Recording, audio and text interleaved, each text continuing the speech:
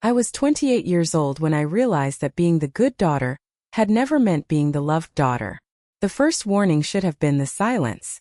My mother normally called 3 times a day whenever something involved my younger sister, Lily. If Lily lost her car keys, Mom called me. If Lily fought with another boyfriend, Mom called me. If Lily wanted expensive shoes she couldn't afford, Mom called me to help family. But when my cardiologist looked at me with tired eyes and quietly said, "Emily, we can't postpone this surgery any longer," my parents became strangely calm. "It's going to be okay," Mom whispered, squeezing my hand in the hospital hallway. "We've got everything covered." Everything. That word echoed inside me because for nearly 2 years I'd worked overtime, skipped vacations, sold jewelry my grandmother had left me, and emptied every savings account I owned just to build the surgery fund. A little over $200,000. Every dollar represented another birthday I hadn't celebrated, another dinner I'd eaten alone instead of going out with coworkers, another pair of shoes I hadn't bought. Life had become numbers. Blood pressure, heart rate, medical bills, savings balance. I lived with a congenital heart condition that had quietly worsened over the years. Without surgery, my cardiologist estimated I had less than a year before permanent damage became irreversible. My parents insisted on helping. "We'll keep the surgery fund safe," Dad had said months earlier. "You're already stressed enough. Let us manage the account until surgery day." I trusted them. Why wouldn't I? They were my parents. The morning of the operation felt unreal. Mom insisted on making breakfast even though I couldn't eat. Dad loaded my overnight bag into the car. Lily wasn't home. "Where's Lily?" I asked as we pulled away. Mom smiled oddly. "Oh, she's busy today." Busy. I watched familiar streets blur past the window while my chest ached. Not from fear, but from the strange heaviness that had followed me all week. Dad kept checking his phone. Mom kept avoiding my eyes. I convinced myself everyone was nervous. Who wouldn't be? Halfway to the hospital, Dad suddenly exited the highway. "Wrong turn." I asked. "Just need to stop at the bank." "The bank? It'll only take a minute." I frowned. "The surgery is in less than 2 hours." "We know." Neither of them looked concerned. Dad parked. Mom stayed in the car while he disappeared inside. 10 minutes later he returned empty-handed. "Everything okay?" I asked. He nodded too quickly. "Perfect. Perfect." The word felt wrong. We finally reached the hospital. Nurses greeted me. Paperwork was waiting. The admissions clerk smiled politely. "I'll just need confirmation of payment before we proceed." Dad looked at Mom. Mom looked at the floor. My stomach tightened. "What do you mean confirmation?" I asked. The clerk typed something. "It appears the hospital hasn't received today's transfer." I laughed nervously. There must be a mistake. Dad swallowed. There wasn't exactly a mistake. I slowly turned toward him. "What does that mean?"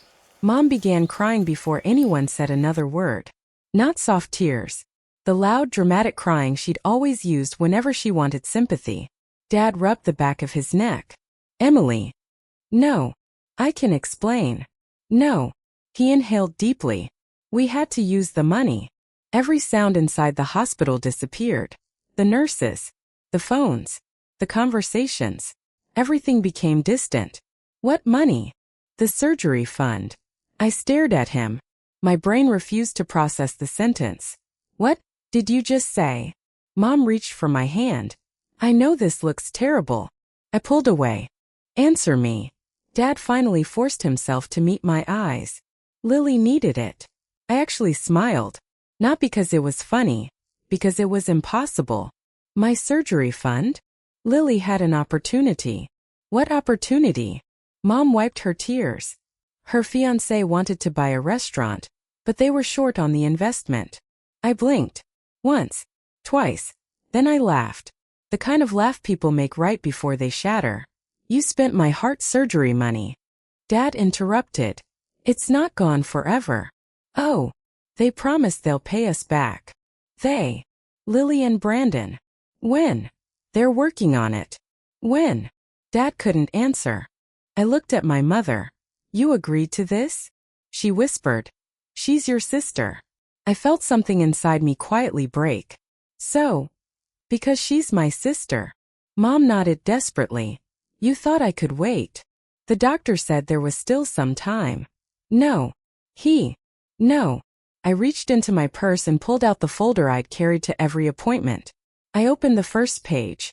Large bold letters. Urgent surgical intervention required. I shoved it toward them. He said delaying could kill me. Neither of them touched the paper. Dad spoke carefully. We truly believed we'd replace the money before today. But you didn't. Silence. I looked around the lobby. Families hugged patients. Children laughed. A volunteer handed out flowers. Life kept moving. Mine had stopped. The admissions clerk quietly stepped away, giving us privacy. I looked back at my parents. You drove me here. Dad nodded. Already knowing. Neither answered. You watched me pack. Silence. You watched me say goodbye to my apartment because I didn't know how long recovery would take. Mom sobbed harder.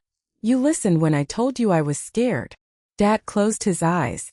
And all that time, I couldn't finish, because the truth was too cruel. They hadn't forgotten. They hadn't made a mistake. They had let me believe I was going into surgery, while already knowing there would be no surgery. Lily's dream restaurant had mattered more than my heartbeat. Mom suddenly grabbed my arm. We'll figure something out. I slowly removed her hand. No. Emily. No. We're family. The words came out before I even thought about them. No. Lily is family. Both of them froze. I've just been financing her. At that exact moment my phone vibrated. A social media notification. Lily had uploaded a new post. A smiling selfie. Champagne glasses. Brandon kissing her cheek. Behind them hung a giant banner. Congratulations, new owners. The caption read, *, dreams really do come true when your family believes in you. *. I stared at the screen until the letters blurred. Then I quietly took a screenshot. Not because I was angry anymore. Because, for the first time in my life, I understood something with absolute clarity. If I survived this betrayal, I would never again mistake shared blood for unconditional love. And as another vibration lit up my phone, this time from an unknown number, I had no idea that answering that single call would become the first step toward reclaiming far more than the money they had stolen. The unknown number belonged to my cardiologist. Emily, where are you? He asked, his voice unusually tense. I looked through the hospital's glass entrance at the ambulance bay, unable to force my legs to move. I'm in the lobby. Admissions called me. They said there was a payment issue. For a second I couldn't speak. My parents spent the surgery fund. Silence. Not awkward silence. The kind that follows news too cruel to interrupt. Finally he sighed. I want you upstairs anyway. We need to talk. My parents tried following me, but I turned around before the elevator doors closed. Don't. Dad reached toward me. Emily, please. You've done enough. The doors slid shut. For the first time in my life, I willingly left my parents behind. Dr. Harris closed the office door after I explained everything. Every detail. The savings. The account. The restaurant. Lily's celebration post. When I finished, he leaned back slowly. I've practiced medicine for 34 years, he said quietly. I've seen patients abandoned by spouses, children forgotten by parents, families fight over inheritances. He shook his head. I've never heard anything like this. I laughed bitterly. Neither had I. He folded his hands. Emily, medically speaking, delaying this operation isn't impossible. Hope flickered. But we're taking a risk every week we wait. How long? If nothing changes. He hesitated. 3 months would make me very uncomfortable. 3 months. 90 days.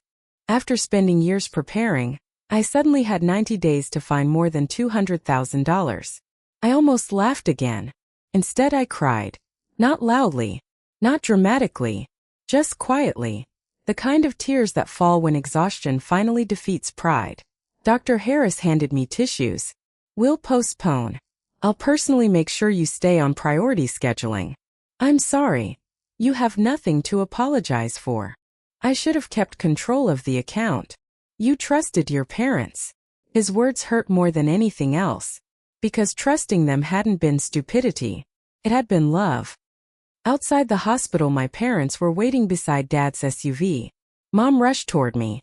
What did the doctor say? I kept walking. Emily. Dad stepped in front of me. We'll sell the restaurant. I finally looked at him. You can't. Why not? Because you don't own it. His face drained. The realization had finally reached him.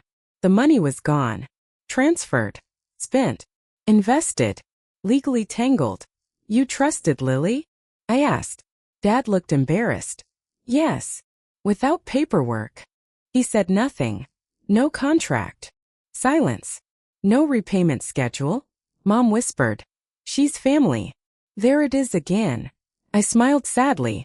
That's the most expensive sentence you've ever spoken. Called a taxi. Neither of them tried stopping me this time. Maybe because they finally realized there was nothing left to say. My apartment felt unfamiliar. Every room reminded me of sacrifices. The old sofa I'd refused to replace. The cracked dining table. The outdated television. The cheap curtains. Every compromise had been made for one purpose. Staying alive. Now the purpose had been stolen. I opened my laptop and logged into my banking records. Months of transfers. Every deposit. Every overtime payment. Every bonus. I downloaded everything. Not because I planned revenge. Because I suddenly understood something.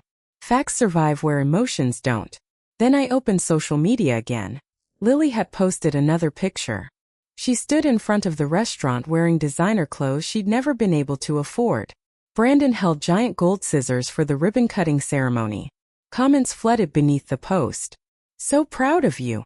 You earned this. Inspiring couple. I almost scrolled away. Then one comment caught my eye. A woman wrote, "Congratulations.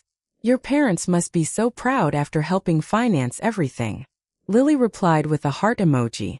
Not a correction. Not actually, it was my sister. Just a heart. I took another screenshot. Then another. Then every single promotional post. Dates. Captions.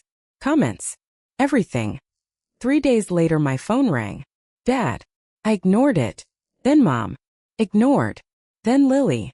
I almost declined automatically before curiosity won. What? She sounded irritated. Are you still mad? I actually pulled the phone away from my ear to make sure I'd heard correctly. Still mad. I mean, Mom says you won't answer anyone. You spent my surgery money. It wasn't just me. I closed my eyes. That's your defense? I'm saying everyone agreed.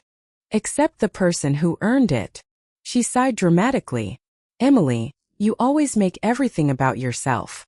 I laughed. This time it was genuine disbelief. My heart surgery became about me? You know what I mean. No. You've always been jealous whenever something good happened to me.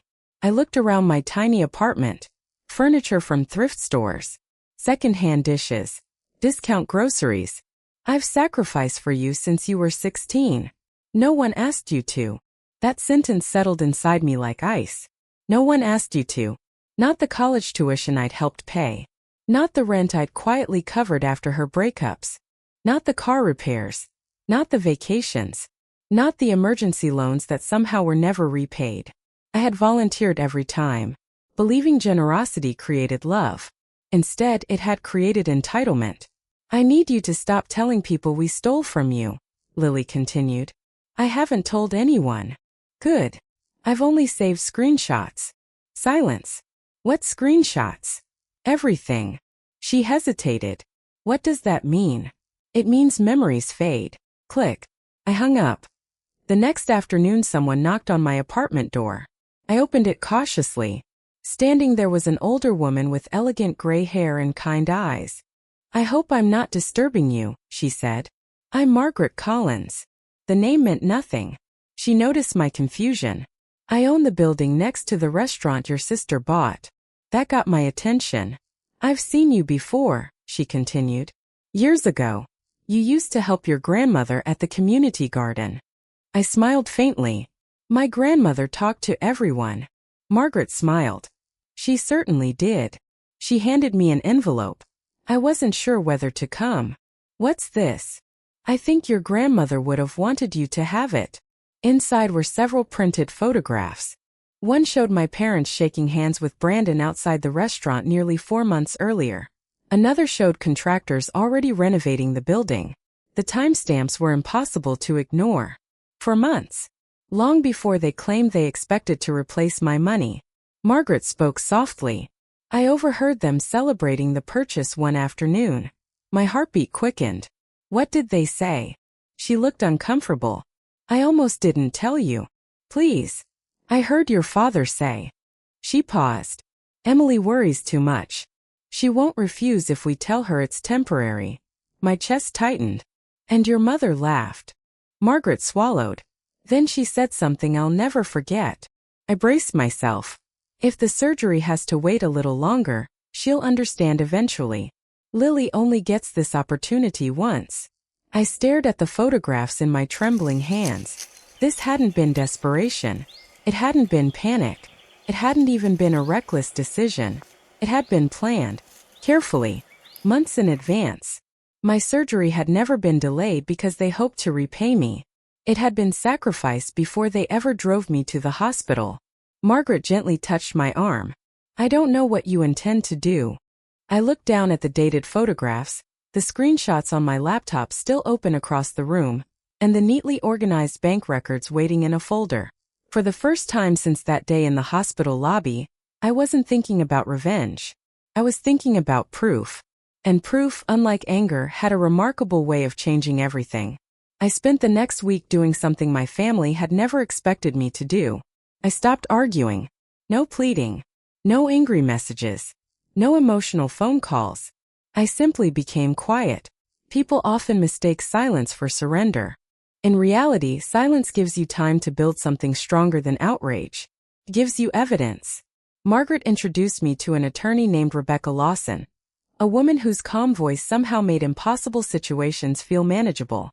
She listened without interrupting as I spread bank statements, screenshots, medical records, and the dated photographs across her conference table.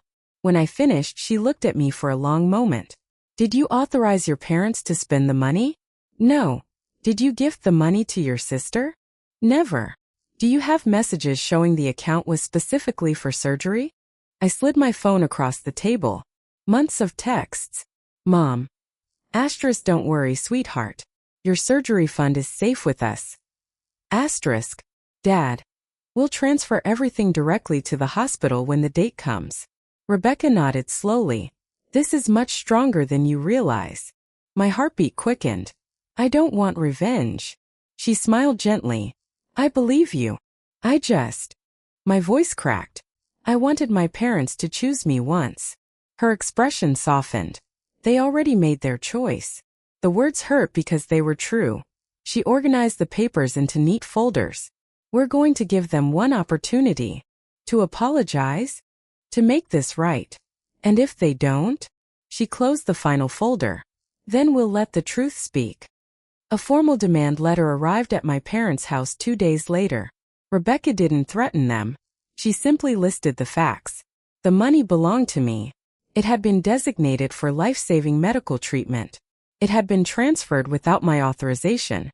If repayment arrangements were not made immediately, further legal action would follow. That evening my phone exploded with calls. 23 missed calls. 9 voicemails. 31 text messages. The first one came from Mom. How could you do this to your own family? The second from Dad. Asterisk, lawyers? Really?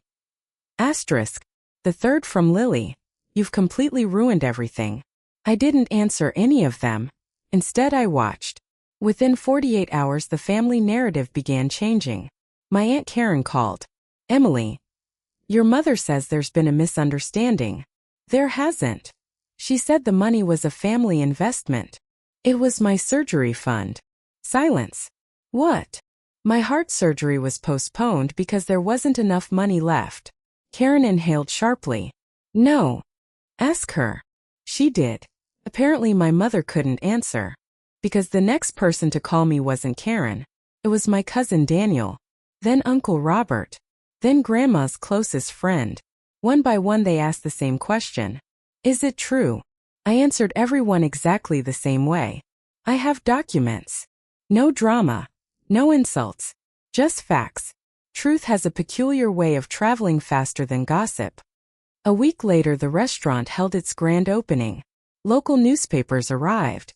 The mayor attended. Lily posted dozens of smiling photographs.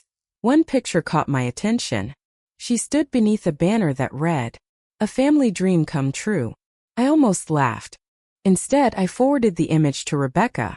She replied with only 4 words. Interesting choice of wording. 3 days later, Rebecca filed the civil case. We weren't asking for punishment. We were asking for recovery of my money, emergency financial relief due to delayed medical treatment, and an accounting of every transferred dollar. The local newspaper somehow discovered the filing. Their headline was simple: "Woman claims surgery savings used to finance sister's restaurant." The article spread faster than anyone expected. People recognized the restaurant. Customers began commenting online. Most simply asked one question. Asterisk, is this true? Asterisk. The restaurant never answered. Silence online usually becomes an answer of its own. Reservations started disappearing. Then came refund requests for private events. Within 2 weeks, business slowed to a trickle. Dad appeared at my apartment one rainy afternoon. He looked 10 years older. "I just want to talk." I considered closing the door. Instead, I stepped aside. He sat at my tiny kitchen table, staring at the chipped coffee mug I'd owned since college. "I failed you." It was the first honest sentence I'd heard from him in months. "Yes, I thought." He rubbed his face. "I kept believing we'd fix everything before you found out. You drove me to the hospital knowing there wasn't any money." His shoulders collapsed. "I know. You looked me in the eye. I know. I trusted you." Tears filled his eyes. "I know." For several minutes, neither of us spoke. Finally, he whispered, "Your mother still thinks you'll forgive us." "I probably will." His head lifted. "But forgiveness isn't the same as restoring trust." He closed his eyes. "I don't think she understands that." "No." I looked at the man who had taught me to ride a bicycle, who used to carry me on his shoulders, who once promised no one would ever hurt me while he was alive. "I don't hate you." His face crumpled. "That almost makes this worse." "It should." He nodded slowly. "I came because Lily won't sell." "I know. She says if she loses the restaurant, she'll lose Brandon." I met his eyes. And I almost lost my life. He had no answer. When he left, I realized something surprising. I hadn't enjoyed seeing him broken. I simply no longer felt responsible for repairing him. The hearing for emergency financial relief arrived sooner than expected. I wasn't prepared for the courtroom to be full. Reporters sat quietly in the back. Several relatives occupied one side. My parents sat together. Lily and Brandon sat behind their attorney. No one looked at me. Rebecca stood calmly. The judge reviewed the preliminary filings before speaking. "I understand this matter concerns funds intended for urgent medical treatment." "Yes, Your Honor," Rebecca replied. She presented the bank records, the medical recommendations, the hospital postponement notice, the text messages. Finally, she handed over Margaret's dated photographs. Lily's attorney immediately stood. "Objection." "On what basis?" the judge asked. "They don't establish intent."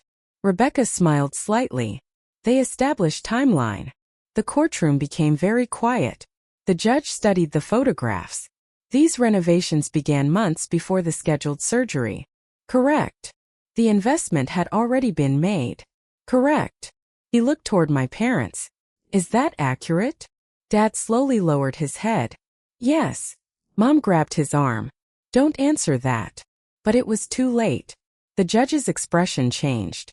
Not to anger, to disappointment.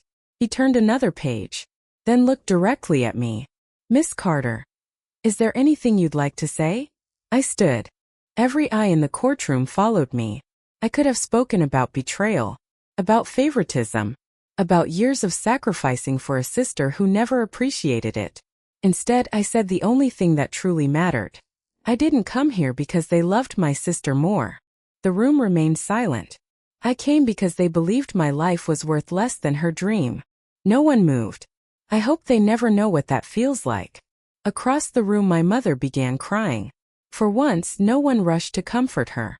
The judge looked down at the documents again before announcing that he would issue an expedited ruling because the case involved delayed medical treatment. As everyone slowly stood to leave, Rebecca leaned toward me and whispered, "Whatever happens next, you already won." I looked across the courtroom, not at my parents, not at Lily, but at the stack of evidence resting in front of the judge. For the first time in my life, the truth wasn't something I had to carry alone. It was finally being seen.